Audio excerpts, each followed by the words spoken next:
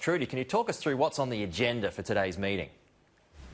Well, Pete, it seems to be on the agenda for every meeting for the last fortnight or so, but rent relief, we're told, is once again top of the table for the states and territories today as they sit down on this phone hookup with the Prime Minister at around 10 o'clock. I've been told to expect more changes when it comes to commercial tenancies. That could be the focus today. We know a lot of pressure is being put on the states to do more when it comes to lifting or freezing land tax and council rates to try and help landlords so they don't have to pass any of this pain on to renters. But also, you could see more on the way when it comes to restrictions for customer-facing retail businesses. The Tasmanian Premier yesterday announced his own series of restrictions, but said on the agenda for today's meeting that he's going to be pushing for these retail changes. Have a listen. In many cases, many small businesses have already decided to make the decision themselves and close. But we need to pay special attention to shopping centres.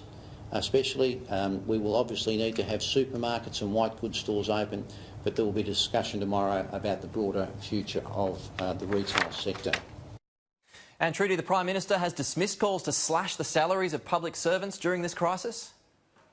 Scott Morrison pretty strong on this morning, saying that it's not the time for Australians to be turning on one another here. He's been asked several times this week about whether public servants and also ABC employees should be facing a pay cut in line with what so many other people in the private sector are being asked to do by their employers. Here he was speaking to Alan Jones this morning.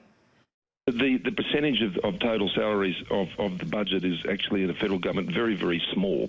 And look, we'll look at those things if that's necessary. But I, honestly, it's not something that I'm focused on. I know people are taking a hard hit every day in their businesses, but I don't think it's actually helpful in a crisis to start having people turning on each other about who's getting what. So, Pete, not entirely ruling it out there, the Prime Minister, but it certainly doesn't seem like it's top of the agenda.